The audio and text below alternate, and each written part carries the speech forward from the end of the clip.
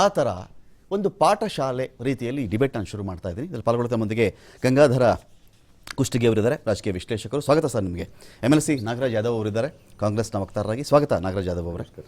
ಕಾಂತಿ ಶೆಟ್ಟಿ ಮೇಡಮ್ ಇದ್ದಾರೆ, ಬಿಜೆಪಿಯ ವಕ್ತಾರರು. ಸ್ವಾಗತ ಕಾಂತಿ ಶೆಟ್ಟಿ ಮೇಡಮ್ ನಿಮಗೆ ಈ ಡಿಬೇಟ್ಗೆ. ಮಹಾಲಕ್ಷ್ಮಿ ಅವರಿದ್ದಾರೆ, ಆಮ್ ಆದ್ಮಿ ಪಕ್ಷದ ವಕ್ತಾರರು. ಸ್ವಾಗತ ಮಹಾಲಕ್ಷ್ಮಿ ಅವರು ನಿಮಗೆ ಈ ಡಿಬೇಟ್ಗೆ. ನನ್ನ ಫಸ್ಟ್ ಕ್ವಶನ್ ಕಾಂತಿ ಶೆಟ್ಟಿ ಮೇಡಮ್ಗೆ. ಕಾಂತಿ ಶೆಟ್ಟಿ ಮೇಡಮ್, ಅಬ್ ಕಿ ಬಾರ್ 400 ಪಾರ್ ಇಂದ ಹೋಗಿ ಬಿಜೆಪಿ ಒಂದು ಪಕ್ಷವಾಗಿಯೂ ಕೂಡ 272 ಮ್ಯಾಜಿಕ್ ನಂಬರ್ನ ಮುಟ್ಟಕ್ಕಾಗಲಿಲ್ಲ. ಎಲ್ಲಿಯ 400 ಪಾರ್, ಎಲ್ಲಿಯ 240, 245, 250 ಸೀಟ್ಗಳು ಮೇಡಮ್? ಅಂದರೆ ಸೋಲು ಗೆಲುವು ಸಹಜ, ನಾನು ಅಲ್ಲಿಗಳಿಯಲ್ಲ. ಇದ್ದ ಕಾನ್ಫಿಡೆನ್ಸಲ್ಲಿ ಹತ್ತಿರಕ್ಕಾದರೂ ಬರಬೇಕಾಗಿತ್ತೇನೋ ಅಂತ. 2 ಟರ್ಮ್ ಅಧಿಕಾರ ನಡೆಸಿ 10 ವರ್ಷ, ಇದು 3ನೇ ಟರ್ಮ್. ಇದು ಐತಿಹಾಸಿಕವಾಗಿ ಇಷ್ಟೊಂದು ಆಗಿದೆ ಅಂದರೆ 294 ಈಗ ಬರ್ತಾ ಇರುವ ಇದು ಬಂದಿದೆ ಅಂತ ಹೇಳಿದ್ರೆ ಖಂಡಿತ ಮತದಾರರ ಇವರಿಗೆ ಕೇಂದ್ರ ಸರ್ಕಾರ ಹಾಗೂ ಪ್ರಧಾನಿಗಳ ಮೇಲೆ ಎಷ್ಟು ಆಧಾರರಹಿತ ಆರೋಪಗಳು, ಎಷ್ಟು ಮಾತುಗಳು ಕಳೆದ 2.5 ತಿಂಗಳಲ್ಲಿ ಮಾತಾಡಿರುವ ಮಾತುಗಳು ಯಾವ ತರ ಇತ್ತು. ಒಂದೊಂದು ಮಾತಿಗೂ ಅವ್ರು ನೀವು ಹೇಳಿದ್ರೆ ಅವಾಗಲೇ ಮಾತಾಡ್ತಾ ಇದ್ರಿ ಭಗವಂತ, ಇನ್ನೊಂದು ದೇವರು ಅಂತ. ಒಂದೊಂದು ಅದು ಸುಮ್ಮನೆ ಮಾತಾಡಿಲ್ಲ ಅವರು. ಸಾಮ್ ಪಿತ್ರೋಡನ್ ಅವರಿಗೆ ವಾಪಸ್ ಕೊಟ್ರು, ಪ್ರತಿ ಒಂದನ್ನು ಕೊಟ್ಟು ಕೊನೆಗೆ 71 ದಿನ ಚುನಾವಣೆ ಕೆಲಸ ಮುಗಿಸಿ ಧ್ಯಾನಕ್ಕೆ ಹೋದ್ರು ಕೂಡ ವಿರೋಧ ಪಕ್ಷದಗಳು ಯಾವ ತರ ಕೀಟಲೆ ಮಾಡಿದ್ರು, ಯಾವ ತರ ಕಟಕಿದ್ರು ಎಲ್ಲವನ್ನೂ ನೋಡಿದ್ದಾರೆ. ಇಷ್ಟಾದ್ರೂ ಕೂಡ ಪ್ರಜಾಪ್ರಭುತ್ವ ಇತ್ತು, ಗೆದ್ದಿದೆ. ಇವತ್ತು ಇನ್ನೇನಾದ್ರು ಇದು ಸ್ವಲ್ಪ ಹೆಚ್ಚು ಕಮ್ಮಿ ಆಗಿದ್ರೆ ವಿರೋಧ ಪಕ್ಷಗಳು EVM ಅಂತ ಹೇಳಿದ್ರು, ಅದಕ್ಕೂ ನಾವು ಇದ್ ಮಾಡ್ಬೇಕಾಗಿತ್ತು. ಆದ್ರೆ ಒಂದಂತೂ ನಿಜ, ಇಲ್ಲಿ ಕರ್ನಾಟಕದಲ್ಲಿ ಸರಿಯಾಗಿ ಜನ ಉತ್ತರ ಏನಕ್ಕೆ ಕೊಟ್ಟಿದ್ದಾರೆ ಅಂತ ಹೇಳಿದ್ರೆ, CM ಸಿದ್ದರಾಮಯ್ಯನವರ ತವರೂರು ಅವ್ರನ್ನ ಉಳಿಸ್ಕೊಳ್ಳಕ್ಕಾಗಿಲ್ಲ. ಕಾಂಗ್ರೆಸ್ ಪಕ್ಷದ ಅಧ್ಯಕ್ಷ ಅವರದೇ ಮನೆಯವ್ರನ್ನು ಅವರು ಗೆಲ್ಲಿಸ್ಕೊಳ್ಳಕ್ಕಾಗಿಲ್ಲ. ಇವತ್ತು ಅವರು ಎರಡು ಅಂಕಿ ಬರ್ತೀವಿ ಅಂತ ಹೇಳಿದ್ರಿ. ಕಳೆದ 20 ವರ್ಷದಲ್ಲಿ ಇದುವರೆಗೂ ಅವರು 2 ಅಂಕಿ ದಾಟಕ್ಕಾಗಿಲ್ಲ. ಕರ್ನಾಟಕದಲ್ಲಿ ಸರ್ಕಾರ ಇದ್ಕೊಂಡು ಎಷ್ಟು ಕರ್ನಾಟಕದಲ್ಲಿ ಮತ ಬ್ಯಾಂಕ್ ಆಧಾರಿತ ಯೋಜನೆಗಳನ್ನು ತಂದು ಯಾವ ತರ ಮಾಡಿದ್ರು, ಆದ್ರೂ ಕೂಡ ಪ್ರತಿಯೊಂದು ಮಹಿಳೆಗೆ 1 ಲಕ್ಷ ಅಕೌಂಟ್ಗೆ ಹಾಕ್ತೀನಂದ್ರೂ ಕೂಡ ಜನ ಅದನ್ನೂ ಕೂಡ ತಳ್ಳಿ ದೇಶ ಮೊದಲು ಅಂತ ಹೇಳಿ ದೇಶಕ್ಕೋಸ್ಕರ ಇಷ್ಟೊಂದು ಬೆಂಬಲ ಕೊಟ್ಟಿದ್ದಾರೆ. ಈ ವಾಹಿನಿ ಮುಖಾಂತರ ನಾನು ಮತದಾರ ಎಲ್ಲರಿಗೂ ನಾನು ಧನ್ಯವಾದಗಳನ್ನ ನಾಗರಾಜ್ ಸರ್ ನೋಡಿ, ಇದು ಕರ್ನಾಟಕ ವಿಚಾರಕ್ಕೆ ಬಂತು. ನಾನಾಗಲೇ ದೇಶದ ಬಗ್ಗೆ ಪ್ರಶ್ನೆ ಕೇಳಿದೆ. ನಾನು ಇಲ್ಲಿ ವಿಚಾರ ಬಂದಿರೋದು ದೇಶದ ಮತದಾರ ಯಾರಿಗೇನು ಪಾಠ ಕಲಿಸ್ತಾ ಅಂತ, ಯಾರಿಗೇನು ಲೆಸನ್ ಇದು ಅಂತ ಹೇಳಿ. ನಾನು ಹೇಳಿದೆ ಆಗ್ಲೇ, ಇದು ಜಗಳದ ಡಿಬೇಟ್ ನಾನು ಮಾಡ್ತಿಲ್ಲ ಇಲ್ಲಿ. ನಾನು ಕಲಿಯೋ ಡಿಬೇಟು ಜನಗಳು ಏನಾದರೂ ಅರ್ಥ ಆಗುವಂಥ ಡಿಬೇಟ್ ಆಗಲಿ ಅಂತ ಹೇಳಿ. ಯಾರು ಜಗಳ ಮಾಡ್ತಾರೆ ಇಲ್ಲಿ? ಅಲ್ಲ, ಓವರಾಲ್ ಆಗಿ ಸರ್. ನಾನು ಈ ಡಿಬೇಟ್ಗಳು ಯೂಶಲ್ ಅಲ್ಲ ಅದೇ ಓವರಾಲ್ ಆಗಿ ಕೇಳಿಸ್ಕೊಳ್ಳಿ. ಓವರಾಲ್ ಆಗಿ ಎಂಟೈರ್ ಇಂಡಿಯಾದಲ್ಲಿ ಎಲೆಕ್ಷನ್ ನಡೆದಾಗ ನೀವು ಜಗಳ ಮಾಡಬೇಡಿ, ಡಿಬೇಟ್ ಮಾಡಬೇಕು, ಸುಮ್ಮನೆ ರೀ. ಆಯ್ತು, ನಾನು ಮಾಡಲ್ಲ. Wait for some time. Question is been asked. ಮೊದಲನೇದಾಗಿ ಈ ಡಿಬೇಟ್ನ ನೀವು ಒಂದು ಅಕಾಡೆಮಿಕ್ ಡಿಬೇಟ್ ಆಗಿ ಮಾಡಿದ್ದಾದರೆ ನಾನು ಸ್ವಾಗತ ಮಾಡ್ತೇನೆ. ಅದನ್ನು ಎಲ್ಲರ ಹತ್ರನೂ ಎಕ್ಸ್ಪೆಕ್ಟ್ ಮಾಡ್ತೇನೆ. ಯಾಕಂದರೆ ನನ್ನ ವಿರೋಧಿ ಯಾವ ರೀತಿ ಮಾತಾಡ್ತಾರೆ ಅದಕ್ಕೆ ಮೇಲೆ ಮಾರತಕ್ಕಂಥ ವಿಚಾರ ನನಗೆ ಗೊತ್ತಿದೆ. ಸರಿದಾರಿಗೆ ಸರಿದಾರಿ, ಅಡ್ಡದಾರಿಗೆ ಅಡ್ಡದಾರಿ is Nagaraj character. So including anchor ಹೇಳ್ತಾ ಇದ್ದೀನಿ. ಸೊ ನೀವು ಅಕಾಡೆಮಿಕ್ ಡಿಬೇಟ್ ಕರೆದಿದ್ರಿ ಭಾಳ ಸಂತೋಷ. ಯಾಕಂದ್ರೆ ನಿಮ್ಮ ಬಗ್ಗೆ ನಾನು ಭಾಳ ಗೌರವ ಇದೆ, ನೋಡ್ತಾ ಇರ್ತೀನಿ. ಯು ಹವ್ ಡನ್ ಇದ್ದದನ್ನ ಇದ್ದ ಹಾಗೆ ಹೇಳ್ತಾರೆ. ನೀವೇನು ಕಾಂಗ್ರೆಸ್ನವರಲ್ಲ, BJPನವರ, JDS. ನಾನು ನೋಡಿರೋ ಪ್ರಕಾರ ವಾಟ್ ಪೀಪಲ್ಸ್ ಇದ್ದದ್ದ ಹೇಳ್ತಕ್ಕಂಥ ಒಬ್ಬ ಧೈರ್ಯ ಇರತಕ್ಕಂಥ ಒಬ್ಬ ಯುವಕ ಅಂತ ಹೇಳ್ತಾರೆ. ಹಾಗಾಗಿ ನನಗೆ ಹೆಮ್ಮೆ ನಿಮ್ಮ ಜೊತೆ ಡಿಬೇಟ್ ಮಾಡಬೇಕಾದ್ರೆ. ಕಿರ್ಚಾಡಿ ಪ್ರಯೋಜನ ಇಲ್ಲ, ಗದ್ದಲ ಮಾಡಿ ಪ್ರಯೋಜನ ಇಲ್ಲ, ಅದು ನಿಮ್ಗೆ ಹೇಳ್ತಾ ಇದ್ದೀನಿ. ಈ ವಿಚಾರ ಬಂದಿರತಕ್ಕಂಥ ಏನಂತಂದರೆ ಎಕ್ಸಿಟ್ ಪೋಲ್ಗಳ ಬಗ್ಗೆ ನಾವು ಮಾತಾಡಲೇಬೇಕಾಗ್ತದೆ. ಈ ದೇಶದಲ್ಲಿ ಎಕ್ಸಿಟ್ ಪೋಲ್ ಮತ್ತು ಒಪಿನಿಯನ್ ಪೋಲ್ ಅಂತಗಳು ಬಹಳ I think you should concentrate on me talk, not reading. ನಾನು ಹೇಳ್ತೇನೆ ಏನು ಗೊತ್ತಾ, ಈ ಒಪಿನಿಯನ್ ಪೋಲ್ಸ್ ಅಂತಕ್ಕಂಥದ್ದು ಇದು ಸಂವಿಧಾನಬದ್ಧವಾಗಿ ಅವ್ರು ಇರ್ತಕ್ಕಂಥ ಹಕ್ಕಿರ್ಬೋದು ಒಪಿನಿಯನ್ ಪೋಲ್ಸ್ ಮಾಡಲಿಕ್ಕೆ.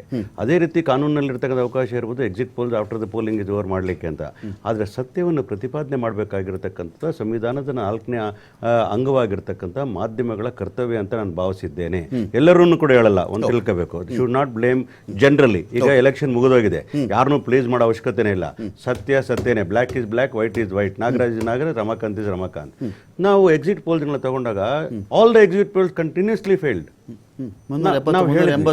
ನಾವು ಹೇಳಿದ್ವಿ ನೋಡಿ, ಅವರು ಒಂದು ಪೊಲಿಟಿಕಲ್ ಪಾರ್ಟಿಯಾಗಿ ಕೆಲವು ವಿಚಾರಗಳನ್ನು ನೋಡಿ, ನಾವು ಅಮೆರಿಕ ಅಲ್ಲ, ನಾವು ಪಾಕಿಸ್ತಾನವೂ ಅಲ್ಲ, ನಾವು ಸಂವಿಧಾನವನ್ನು ನಂಬ್ಕೊಂಡಿರ್ತಕ್ಕಂಥ ಪ್ರಜಾತಂತ್ರ ವ್ಯವಸ್ಥೆನ ಅತ್ಯಂತ ಗೌರವದಿಂದ ಈ ಸಂವಿಧಾನವೇ ನಮ್ಮದು ಶ್ರೇಷ್ಠ ಗ್ರಂಥ ನಂಬ್ಕೊಂಡಿರ್ತಕ್ಕಂಥ ಭಾರತೀಯರು ನಾವು. ಅಲ್ಲಿ ಬಂದು ಪ್ರಜಾತಂತ್ರ ವ್ಯವಸ್ಥೆಯಲ್ಲಿ ಪ್ರಜೆಗಳೇ ಪ್ರಭುಗಳಾಗ್ತಾರೆ. ಪ್ರಜೆಗಳ ತೀರ್ಮಾನ ನಾನು ಹೇಳ್ತೀನಿ ಕೇಳಿ, ಪ್ರಕೃತಿಯಲ್ಲಿ ಕೊಡ್ತಕ್ಕಂಥ ತೀರ್ಮಾನಗಳಿಗೆ ನಾವು ಯಾರು ಕೂಡ ಅಡ್ಡ ನಿಲ್ಲಕ್ಕೆ ಸಾಧ್ಯನೇ ಇಲ್ಲ. ಮೇಲೋದವ್ನು ಕೆಳಗೆ ಬರಲೇಬೇಕು, ಕೆಳಗಿರೋ ಮೇರೆಗಳು ಪಾಠ ಕಲಿತ್ರೆ ಅವ್ನು ಕಲ್ತಿರೋದನ್ನ ಕೆಳಗಡೆ ಇನ್ನೂ ಪಾಠ ತಳಕ್ಕೆ ಹೊರಟಾಗ್ತಾನೆ. ಇದು ಜನ ಅದೇ that is the beauty of democracy ಅಂತ ಹೇಳ್ತೀನಿ. ಆ ಬ್ಯೂಟಿ ಆಫ್ ಡೆಮೋಕ್ರಸಿ ಮತ್ತೊಮ್ಮೆ ತನ್ನ ಸಾಬೀತುಪಡಿಸಿದ್ದೇನೆ ಅಂತಂದರೆ ಕೇವಲ ನನ್ನ ಸರ್ವಾಧಿಕಾರಿ ಧೋರಣದಿಂದ, ಕೇವಲ ನನ್ನ ಭಾಷಣ ತಂತ್ರಗಾರಿಕೆಯಿಂದ. ನಿಮ್ಮ ಕಾನ್ಫಿಡೆನ್ಸ್ಗೆ ಹೇಳ್ತಾ ಇದ್ದೀನಿ, ಒಂದು ನಿಮಿಷ ನೀವು 295 ಅಂತ ಹೇಳಿ ಟೈಮ್ ಅಂಡ್ ಅಗೇನ್ ನಿಮ್ಮ ನಾಯಕರು ಮಾತಾಡ, ಅವರು 400 ಆದ್ರೂ ಹೇಳ್ಕೊಳ್ಳಿ, ಎಷ್ಟಾದ್ರೂ ಹೇಳಿ, ನೀವು ತುಂಬಾ ಕ್ಲಿಯರ್ ಆಗಿ ಎಕ್ಸಿಟ್ ಪೋಲ್ ನಂಬೇಡಿ ಅಂತ ಹೇಳಿ 295 ಎಲ್ಲಿ ಮಿಸ್ ಆಯ್ತು ಸರ್? ಬರ್ತೀನಿ ನೋಡಿ, ಆಲ್ಮೋಸ್ಟ್ 60 ಒಂದು ನಿಮಿಷ. ಎಕ್ಸಿಟ್ ಪೋಲ್ಸ್ ಬರ್ತಕ್ಕಂಥ ಮುಂಚೆನೆ ನಾವು ಒಂದು ಮೀಟಿಂಗ್ ಮಾಡ್ತೇವೆ. ಯಾರು ಮೀಟಿಂಗ್ ಮಾಡ್ತೀವಿ ನಾವು? ನಮ್ಮ ಇಂಡಿಯಾ ಒಕ್ಕೂಟದ ಎಲ್ಲ ಮುಖ್ಯಸ್ಥರು, ಅವ್ರು ಕೆಲವು ಜನ ಮುಖ್ಯಮಂತ್ರಿಗಳಿದ್ದಾರೆ, ಕೆಲವು ಜನ ಮಾಜಿ ಮುಖ್ಯಮಂತ್ರಿಗಳಿದ್ದಾರೆ, ಕೇಂದ್ರದಲ್ಲಿ ಸಚಿವರು, ಭಾಳ ದೊಡ್ಡ ದೊಡ್ಡ ಲೀಡರ್ಗಳೆಲ್ಲ ಬಂದು ಮೀಟಿಂಗ್ ಮಾಡಿದಾಗ ಅವರ ಬೂತ್ ಮಟ್ಟದ ಏಜೆಂಟ್ಗಳು ಕೊಟ್ಟಿರ್ತಕ್ಕಂತಹ ಮಾಹಿತಿಯನ್ನು ನಮ್ಮ ಹತ್ರ ಹಂಚ್ಕೊಂಡು ಹೇಳಿದಾಗ, ನನ್ನ ರಾಜ್ಯದಲ್ಲಿ ಇಷ್ಟಪಡ್ತದೆ, ನನ್ನ ಪಾರ್ಟಿಗೆ ಇಷ್ಟಪಡ್ತದೆ ಅಂತೇಳಿ we came to a conclusion 295 on a ground reality. ಆದರೆ ದಯವಿಟ್ಟು ಸೆಂಟ್ರಲ್ ಮಾತಾಡ್ಬಿಟ್ಟು, don't spoil the debate please. You have to learn. Madam, don't spoil the debate. If you are doing, get out. No, sir, we are not I shall get out from here. I will not. You called it an academic debate. Let us be very serious. If I am wrong, please correct me. Anybody can correct me. ನಾವು ಈಗ ಮಾತಾಡ್ತಾ ಇರ್ತಕ್ಕಂಥ 400 ಸೀಟುಗಳ ಬಗ್ಗೆ ಮಾತಾಡಿದಾಗ ಅದು ಇವತ್ತು exit poll, opinion pole ಅಲ್ಲ, ಇವರೇ ಘೋಷಣೆ ಮಾಡ್ಕೊಂಡಿದ್ದು, ಪಾರ್ಲಿಮೆಂಟ್ ಒಳಗಡೆ ಘೋಷಣೆ ಮಾಡಿದ್ದು. ಈ ಸಲ ನಾವು 400 ಸೀಟು ಬರ್ತೀವಿ ಅಂತೇಳಿ ಎದೆ ತಟ್ಟುಕೊಂಡು ಹೇಳ್ದಂತ 56 ಇಂಚ್ ಇರ್ತದೆ ಮಹಾನಾಯಕ. ಅದು ಅವರ ಹಕ್ಕಿರ್ಬೋದು, ಹೇಳಿ ಪ್ರಜಾ ವಾಕ್ ಸ್ವಾತಂತ್ರ್ಯದ ಹೇಳ್ತಾರೆ, ಹೇಳಿದ್ರು ಕೂಡ ಜನಗಳ ಮುಂದೆ. ತದನಂತರ ಬಂದ್ಬಿಟ್ಟು ಜನಗಳ ಮುಂದೆ ಕೂಡ ಅದನ್ನ ಭಾಷಣಗಳು ಕೂಡ ಹೇಳಿದ್ರು, ಈ ಸಲ ನಾವು 370 ನಮ್ದು ಸ್ವಂತ ಬಲದಿಂದ ಬರ್ತೇವೆ. ಲಾಸ್ಟ್ ಟೈಮ್ 303 ಇದ್ವಿ, ನಾವು 370 ಬರ್ತೀವಿ. ಯಾಕಂದ್ರೆ ಆರ್ಟಿಕಲ್ 370 ತೆಗೆದ ಮೇಲೆ ಅವ್ರಿಗೆ 370 ಬಗ್ಗೆ ಬಹಳ ತುಂಬಾ ಲವ್ ಅವ್ರಿಗೆ. ಆ ಲವ್ ಮೇಲೆ ಏನು ಹೇಳ್ಬಿಟ್ಟು 370 ಅಂತ ಹೇಳಿದ್ರು. ಪ್ಲಸ್ ಅವ್ರ ಪೊಲಿಟಿಕಲ್ ಅಲಯನ್ಸ್ ಪಾರ್ಟ್ನರ್ ಜೊತೆ ಹಾಕೊಂಡ್ರೆ 400 ದಾಟ್ತೀವಿ ಅಂತಕ್ಕಂಥ ವಿಶ್ವಗುರು ಅಂತ ಅನ್ಸ್ಕೊಂಡು ಇರತಕ್ಕಂತಹ ವಿಶ್ವ ನಾಯಕ ಆಗಿರ್ತಕ್ಕಂಥ ನಮ್ಮೆಲ್ಲರ ಪ್ರಧಾನಮಂತ್ರಿ, ನಾನು ಅವರು ಟೀಕೆ, ನಮ್ಮೆಲ್ಲರ ಪ್ರಧಾನಮಂತ್ರಿ ಆಗಿದ್ದಂಥವ್ರು ಹೇಳದಂಥವ್ರು ನಾವು ಕೂಡ ಏನೋ ಇರ್ಬೋದು ಅಂತೇಳಿ ನಾವು ಕೂಡ ಸವಾಲನ್ನ ಸ್ವೀಕಾರ ಮಾಡಿ ನಾವೆಲ್ಲರೂ ಕೂಡ ನಮ್ಗೆ ಐಡಿಯಾಲಜಿಕಲ್ ಡಿಫರೆನ್ಸ್ ಎಲ್ಲ ಒಂದಾದ್ವಿ. ನಾವು ಹೋರಾಟವನ್ನು ಮಾಡಿದ್ವಿ. ರಾಹುಲ್ ಗಾಂಧಿ ಇಡೀ ದೇಶದಲ್ಲಿ ಸಾವಿರಾರು ಕಿಲೋಮೀಟರ್ ನಡೆದ್ರು, ಎಲ್ಲ ವರ್ಗದ ಜನರನ್ನ ಭೇಟಿಯಾದ್ವಿ. ನಾವು ಅವ್ರು ಘೋಷಣೆ ಕೊಟ್ಟಿದ್ರು, ಸಬ್ಕಾ ಸಾಥ್ ಸಬ್ಕಾ ವಿಶ್ವಾಸ್, ಸಬ್ಕಾ ವಿಶ್ವಾಸ್ ಅಂತ ಹೇಳಿದ್ರಿ. ಅದು ನಿಜವಾಗ್ಲೂ ಮಾಡಿದ್ ನಾವು.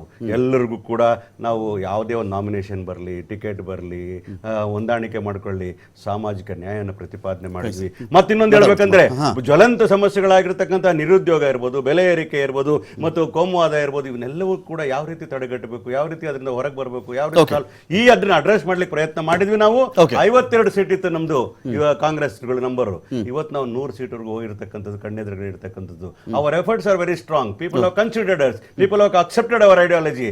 ಅವ್ರನ್ನ ತಿರಸ್ಕಾರ ಮಾಡಿರಂತೆ, ಅವರ ಐಡಿಯಾಲಜಿ ತಿರಸ್ಕಾರ ಮಾಡಿದ್ದಾರೆ, ಸರ್ವಾಧಿಕಾರ ತಿರಸ್ಕಾರ ಮಾಡಾರೆ, ಅವರ ಭ್ರಷ್ಟಾಚಾರ ತಿರಸ್ಕಾರ ಮಾಡೋರೆ, ಅವರ ಬೆಲೆ ಏರಿಕೆ ತಿರಸ್ಕಾರ ಮಾಡೋರೆ. ಅವರು ಯಾವ ಸರ್ವಾಧಿಕಾರದ ಜನಗಳನ್ನ ಟೇಕನ್ ಫಾರ್ ಗ್ರಾಂಟೆಡ್ ಅಂತ ಇದ್ರು, ಯಾರು ಸಂವಿಧಾನ ಆಶಯಗಳ ವಿರುದ್ಧ ನಡ್ಕೊಳ್ತಾ ಇದ್ರು, ಅದನ್ನ ತಿರಸ್ಕಾರ ಮಾಡಿದ್ದಾರೆ. ಸಂಪೂರ್ಣವಾಗಿ ತಿರಸ್ಕಾರ ಆಗದೆ ಇರ್ಬೋದು. ಸರ್ ಒಂದ್ ನಿಮಿಷ, ಟೆಕ್ನಿಕಲಿ ಇನ್ನಿಬ್ರು ಪ್ಯಾನಲಿಸ್ಟ್ಗಳಿದ್ದಾರೆ. ಬಹಳ ಟೈಮ್ ಇದೆ. ಮೇಡಮ್ ಒಂದ್ ನಿಮಿಷ, ಮೇಡಮ್ ಇನ್ನು ಬೇರೆ ಪ್ಯಾನಲಿಸ್ಟ್ಗಳಿದ್ದಾರೆ ಮೇಡಮ್, ಇಬ್ಬರೇ ಕರೆಸಿಲ್ಲ ನಾನು. 30 minutes. ಸರ್ ಒಂದ್ ನಿಮಿಷ 30 ಮಿನಿಟ್ಸ್ ಆಗಲ್ಲ ಸರ್. 30 seconds sir.